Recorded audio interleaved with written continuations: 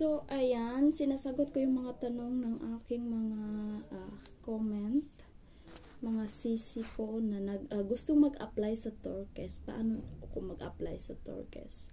So, maraming nag-message sa akin messenger, sa comment. So, ito po yung gagawin nyo. Magawa kayo ng introduction videos. Gaya yung sa akin. Nakita nyo sa Facebook page ko, yung sa reels ko, yung napinipin ko, yun yung example para magawa kayo ng videos introduction. So, yun yung first step nyo. At galingan nyo kung paano kayo introduction videos, bigay nyo best nyo, lagi kayong smile, tapos yung grammar, tapos yung mga past experience nyo, tapos kung ex-abroad ka, sabihin mo finish contract, ganito, ganyan. So, elaborate mo doon kung ano yung ginagawa mo, paano ka mag-care of or babies. O, kailangan kasi nila yung mga nanny doon. So, guys, galingan niyo sa mga nag-ask sa akin paano apply sa Turquess. Gawa muna kayo ng videos, and then ilagay ko yung Facebook page ng aking agency, and then or di kaya mag-message kayo, ipasa nyo sa akin yung introduction videos nyo, tapos isend ko sa aking agency, and then i-add kayo ng WhatsApp or ano pa yung meron kayong na communication.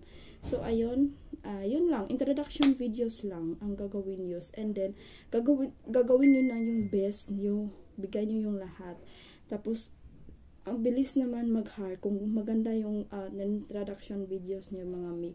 And then yun lang. And then pag nag-hire na kayo, ay pag nagustuhan ng employer yung videos nyo, is may interview kayo, on the spot kayo, dapat always open yung WhatsApp nyo para bigyan kayo ng slots for videos. So, ayun lang, sa gusto mag-apply ng Turquess, Turquess Nanny. So, ilagay ko lang yung Facebook page ng aking agency at mag-chat kayo kay ma'am. So, ayun lang.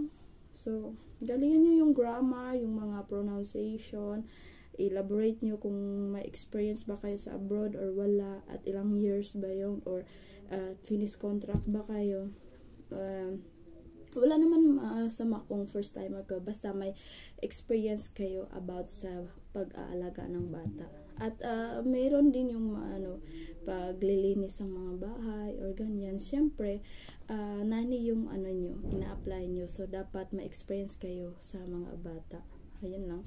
So, sa gusto so, ilagay ko lang yung Facebook page ng aking agency, at or di kaya isend nyo lang sa akin yung videos nyo. So, ayan lang. So, sa mga may tanong pa dyan, chat nyo lang ako or comment nyo lang sa aking Facebook page kung ano yung mga processing. So, ayan. So, ayan. Bye-bye. Thank you.